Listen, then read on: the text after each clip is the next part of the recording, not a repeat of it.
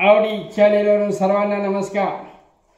आज आपण विशेष रेसिपी पाहणार आहोत, ती म्हणजे सोलं भात। आता सोलं भात म्हणजे काय तर हरभऱ्याचे ओले ढाळे घट्ट भरलेले बाजारातून आणायचे। हे ढाळे या पद्धतीने असे तोडायचे आहेत आणि म्हणजे ह्याला घाट म्हणतात। आणि तोडल्यानंतर ह्याच्यातल्या बिया काढायच्या आहेत, याला हरभरे म्हणतात, चना। तर लहानपणी आम्ही चिरचिर घोडीचा खेळ खेळायचो आणि अशा प्रकारे यातले बी सोलायचे। आता ही पूर्वतयारी करण्यासाठी आपल्याला ढाळे तोडायला 15 मिनिटं लागतील, त्याला घाट म्हणतात। आणि त्यानंतर सोलायला अशा पद्धतीनं सोलून हे करायला ह्याला एक अर्धा तास लागेल। आता हे सिजनेबल ही भाजी आहे, आधीमधी वगैरे अशी काय आपल्याला करता येत नाही। आणि हरभऱ्यासाठी थंड वातावरण म्हणजे थंडीच्या हवामानामध्ये हिवाळ्यात हे हरभरे पेरले जातात। आणि हरभऱ्याला आम असते आणि हे आम देखील ही शेतकऱ्याला उपयोगाची असते। काही लोक हिरवा खत म्हणून ह्याचा उपयोग करतात। आता ह्या हरभऱ्याच्या बाबतीत एका प्रिय व्यक्तीचं एक वाक्य आहे, राग मानून घेऊ नका। ते वाक्य असं आहे, गदा क्या जाने भजा क्या चीज है। आपण थोडा बदल करूया आणि सांगूया, गदा क्या जाने सोलं भात क्या चीज है। ओके, तर ते सांगायचं राहूनच गेलं। लहानपणी आम्ही चिरचिर घोडीने खेळायचो, विटी दांडूने खेळायचो आणि ज्या वेळेला ज्या संघावर डाव येईल त्याशी विटी मारायची आणि जिथून पळायचं आहे को असं त्यानं ओरडत म्हणायचे। आणि त्याचा जे जिंकलेला पक्ष आहे तो काय म्हणायचा, चिरचिर डाळ गोळ खाती घोडी पादत जाते, डाळ गोळ खाती घोडी पादत जाते। जेणेकरून त्या पळणाऱ्याला राग आला पाहिजे, त्याचा दम तुटला पाहिजे, असा त्याच्या पाठीमागचा हेतू होता। अशा प्रकारे ह्या डाळीवर हे पौष्टिक आहे सर्वांच्यासाठी आणि एक वैशिष्ट्य आहे, डाळीचे पदार्थ जास्त खाल्ले की मागून आवाज यायला सुरुवात होते, पुर्र। ओके, रेसिपीचा भाग आपण नंतर बघू।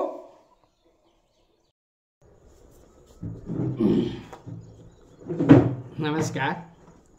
आता आपण प्रत्यक्ष ढाळे तोडण्याचं कामकाज पोर्चमध्ये सुरू केलेलं आहे। आता हे ढाळं तोडत असताना, शेंगा सोलत असताना, लसूण सोलत असताना किंवा जे काही सोलण्याचे पदार्थ आहेत, निवडण्याचे पदार्थ आहेत, महिलांना एक सांगणं आहे, तुम्ही घरातील लहान थोरांना सगळ्यांना काम लावा, कामात गुंतवून ठेवा, तरच तुम्हाला थोडंफार समाधान आणि सुख मिळेल। अन्यथा जर का सगळ्यांनी एकटं करायचं म्हटलं तर त्रासदायक होईल। आणि याच्यावर काय मारहाण शिवीगाळ वगैरे काय करायची गरज नाही हो। तुम्हाला एक कान मंत्र देतो, काम नाही केलं की जेवण द्यायचं नाही, वावगं वागलं, खोड्या केल्या की पहिलं घरातनं बाहेर म्हणायचं, तुला कोण बसून घालतंय ते बघायचं आपण। अहो, या जगामध्ये कोण बसून घालत नाही, काही नाही।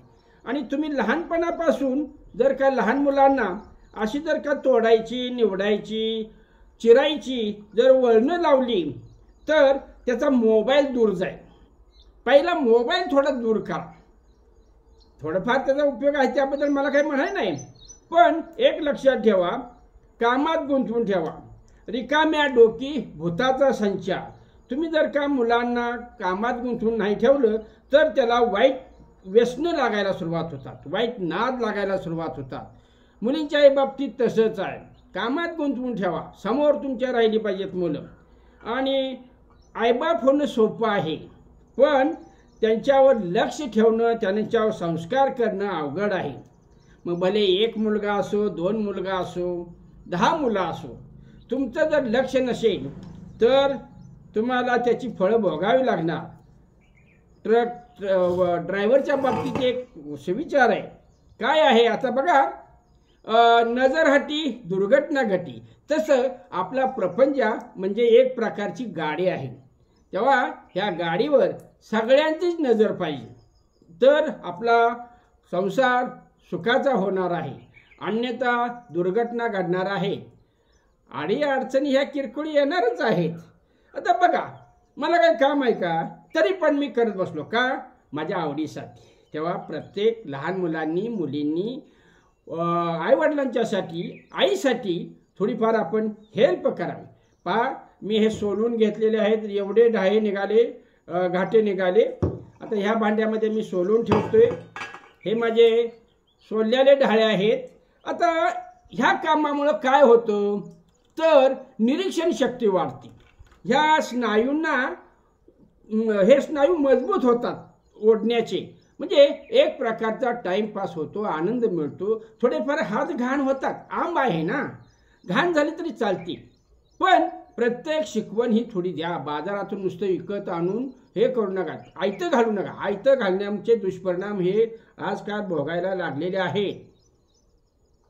ठीक आहे. आता अशा पद्धतीनं किरकोळ कामं, लसूण सोलणे वगैरे, आणि तुम्ही जर का सगळ्यांना कामाला लावलं तर लवकर आवरेल, तुम्हाला बी विश्रांती मिळेल. आणि एकटं करू नका, तुम्ही काय गुलाम नाही सर. लक्षात आलं. सगळेजण एकाच भगवंताचे लेकरे आहोत, कोण श्रेष्ठ कोण कनिष्ठ असं काही नाही.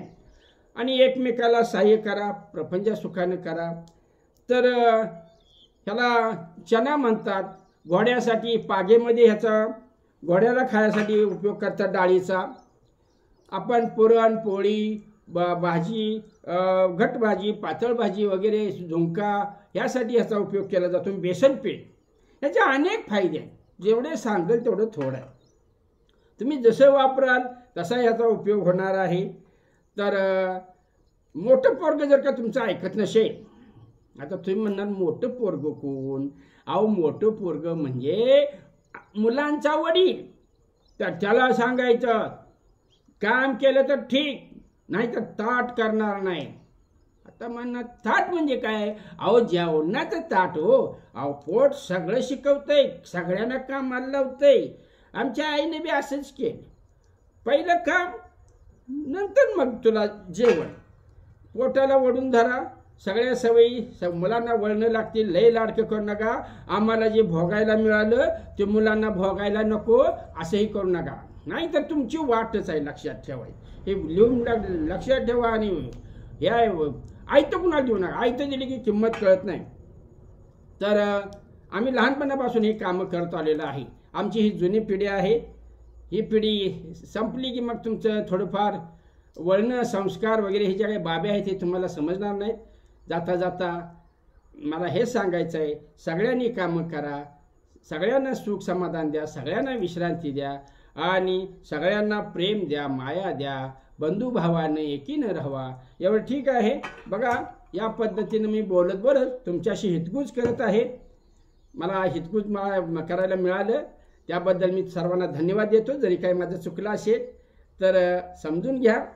माझा स्वभाव जरा तसा आहे. ओके, आता मी थोडं थांबवतो. अशा प्रकारे हे हरभऱ्याचे घाटे सोलण्यासाठी जवळजवळ 1 तास गेलेला आहे. आणि त्यासाठी माझ्या बोटांचाही व्यायाम करून झालेला आहे.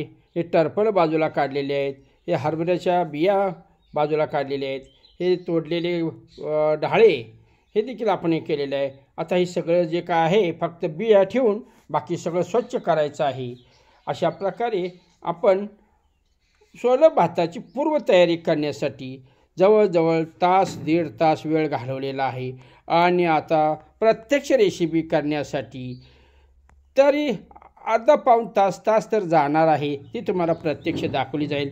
आता ह्या ठिकाणी मी तुमच्याशी हितगुज करून विश्रांती घेतो.